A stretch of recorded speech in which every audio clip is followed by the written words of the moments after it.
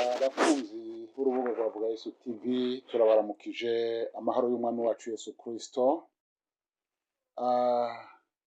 Nagomba imbere yuko tubandanya ikiganiro tubanze dusenga Imana imbere yuko tubandanya ikiganiro ijambo ry'Imana.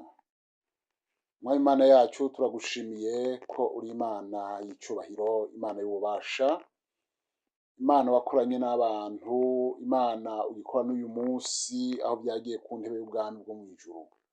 Ndagushimiye ko atawuhwanye nawe, ndagushimiye uko wari ejo umunsi kwari kukiri, uko wari ukora ibitangaza n'uyu munsi uracyabikora. Mwami Imana, ndi imbere y'inyonga zawe, ndasengeye iri jambo ryawe, ndasengeye uwo ari we wese azoryumva mu izina rya Yesu Kristo. Data uzumugirire neza, uzobukoze, uzumubere inyishu ucije muri aya majambo, zagiye nishigwe hejuru. Urakoze bana natwe mu izina rya Yesu Kristo nawe tubisabye, amen. Nagomba manze nsaba imbabazi gatoya, hari haciye iminsi ataco ncisha ku rubuga cerekeye ijambo ry'Imana nkuko nari bibasezeraniye. Byavuye ku buhinga bw'ivyuma. Rero muratwihanganira, tugiye gusubira kugerageza, murazi ko ivyuma bidasezerana. Rero uyu munsi ngomba turabire hamwe ingena Imana yakoranye n'abantu mu butatu. Reka turabe iri jambo ry'Imana iri mu gitabo c'Itanguriro. Igitabo c'Itanguriro ni igice ca gatatu duhereye ku murongo w'umunani. Itanguriro gatatu umurongo w'umunani. Imana ingene yabanye n'abantu, igavugana n'abantu, igakorana n'abantu. Rero turajya kuraba igice ca mbere, ni ukuvuga ngo mu rwa mbere Imana yakoranye n'abantu, turaza kuraba ingene Imana yakoranye n'abantu iciye muri Yesu Kristo, hanyuma turaja kuraba ingene Imana yakoranye n'abantu iciye muri Mpwemu Yera. Reka dusome iri jambo ry'Imana, igice ca gatatu duhereye ku murongo w'umunani. Turasoma mu izina rya Yesu Kristo, duhere ku murongo w'umunani. Kumviriza ingene havuga. Aravuga ngo bumva ijwi ry'Uhoraho Imana agendagenda muri iryo tongo mu gihe ca kayaga ko ku mugoroba. Uwo mugabo n'umugore wiwe binyegeza mu biti byo muri iryo tongo, Uhoraho Imana ntababone. Ngo Uhoraho Imana ntababone. Uhoraho Imana ahamagara uwo muntu, aramubaza ati uri hehe? Aramwishura ati numvise ijwi ryawe mw'itongo, ndatinya kuko ndi gusa ndinyegeza. Aramubaza ati ninde yakubariye ko uri gusa? Mbega wariye kuri ca giti nakubujije kuryako? Uwo mugabo aramwishura ati umugore wampaye ngo tubane niwe yampaye ku vyamwa vya ca giti ndarya. Uhoraho Imana abaza uwo mugore ati mbega ivyo wakoze ni biki? Uwo mugore aramwishura ati inzoka yampenze ndabirya. Uhoraho Imana abarira iyo nzoka ati ko wakoze ivyo ubaye ikivume mu bitungwa byose no mu bikoko byose byo mw'ishamba. Reka tube tugejeje hano gatoya. Twumvise iri jambo ry'Imana, ukuntu Imana yagendana n'abantu, ukuntu Imana yagendera abantu, ukuntu Imana yakorana n'abantu. Turabona ko yabanye na Adamu. Iki cyari igihe c'Imana mu bantu, igihe c'Imana mu bantu.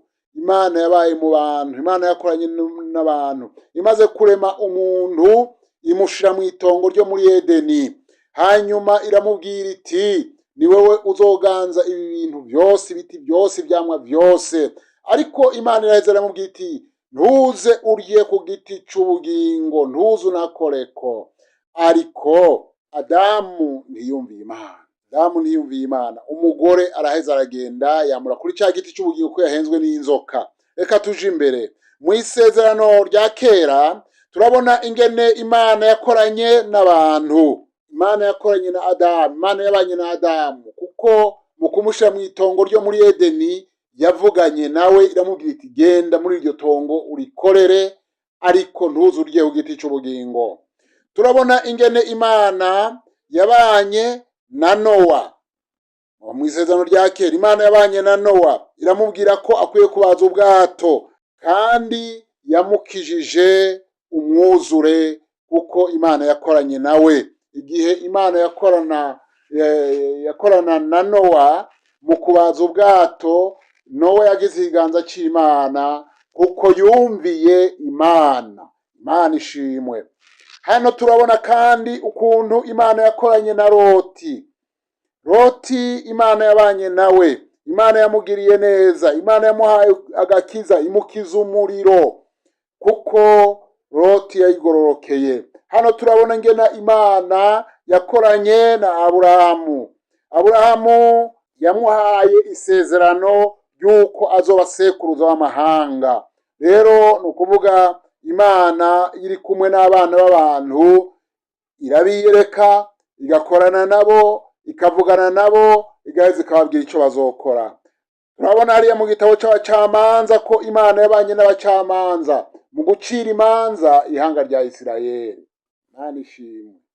Imana yabanye n'abacamanza mu gucira imanza ihanga rya Bisirayeli. Ni ukuvuga Imana yabanye nabo, yabaye kugira ikiganza cyiza. Hano turabona Dawidi, ukuntu Imana yabanye nawe, yakoranye nawe.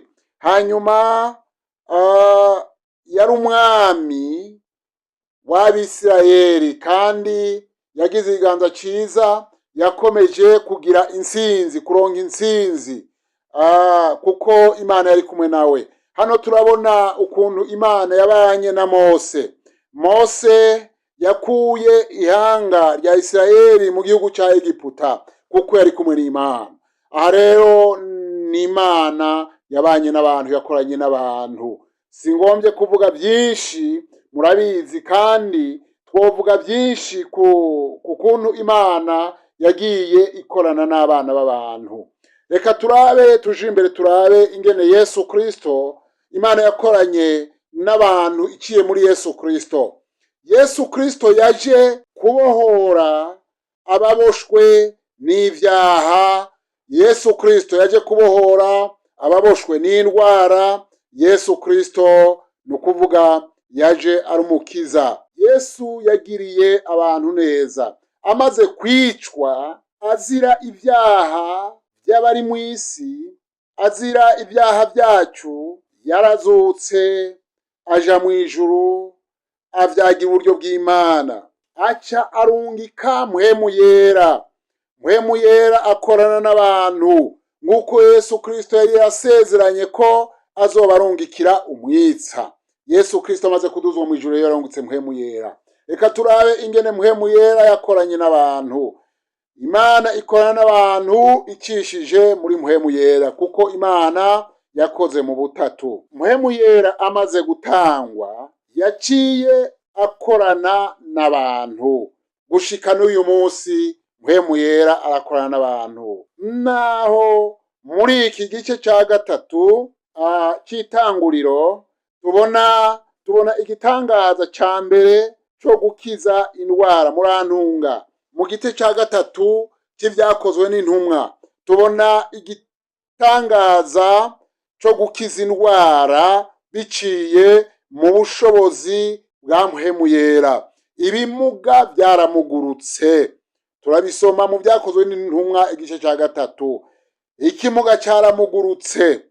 Hanyuma ubu turi mu gihe cya mpwemu yera. Haleluya, turi mu gihe cya mpwemu yera. Mpwemu yera arakora, mpwemu yera arabohora, mpwemu yera arakiza, mpwemu yera akiza indwara z'uburyo bwose. Rero Imana ishimwe ko ikora kandi igakora uko igomba. Mpwemu yera ariko arakora n'uyu munsi, mpwemu yera ariko arabohora n'uyu munsi. nawe we ufise indwara mpwemu yera ashobora kukubohora. Gira ukwizera. Nawe we uremerewe, gira ukwizera, mpwemu yera ashobora kukuremurura. Nawe we wihebuye, gira ukwizera, mpwemu yera ashobora kukuremesha.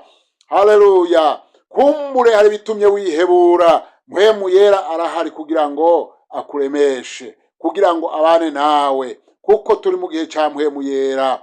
Mana ishimwe. Mpwemu yera amaze gutangwa, indwara zarakize, ibimuga byaramugurutse, abanyabyaha barihana, abapfuye barazuka. Mpwemu yera rero arakora, n'uyu munsi aracyahari.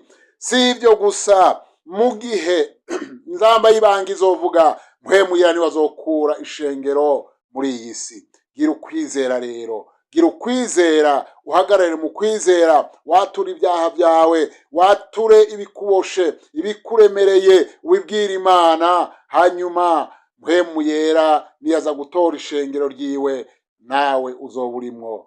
Bene data bakunzi b'urugo bavuga Yesu TV, mugira umugisha, iri jambo ribakomeze, iri jambo ribagirire ikimazi mu mitima yanyu. Nagomba dufatanirize hamwe mu gusenga twisunze iri jambo ry'Imana. Mwami Imana, turagushimiye ko uri Imana y'igitangaza, turagushimiye kuri Imana y'icyubahiro, turagushimiye kuri Imana ikora ibihambaye. Ndasengeye uwo wese aremerewe, ndasengeye uwo wese arwaye, mu izina rya Yesu Kristo umugirire neza. Mwami Imana, umubohore, umubohoje ubushobozi bwa mpwemu yera, kuko mpwemu yera yaratanzwe kugira ngo abohore, kugira ngo aremeshe, kugira ngo akize indwara. Mu izina rya Yesu ndasenze ubushobozi bwa mpwemu yera bumugirire neza, bumukoreko. Reka senge n'uwo aremerewe, databuja n'ikibazo c'ubugumba, mu izina rya Yesu Kristo ndakwinginze Mana, kugira ngo umugirire neza, umubohore, umwishure, mu izina rya Yesu Kristo. Ndafashe mpiri impwemu mbi y'ubugumba, mu izina rya Yesu Kristo. Databuja haba kwidegembya muri we,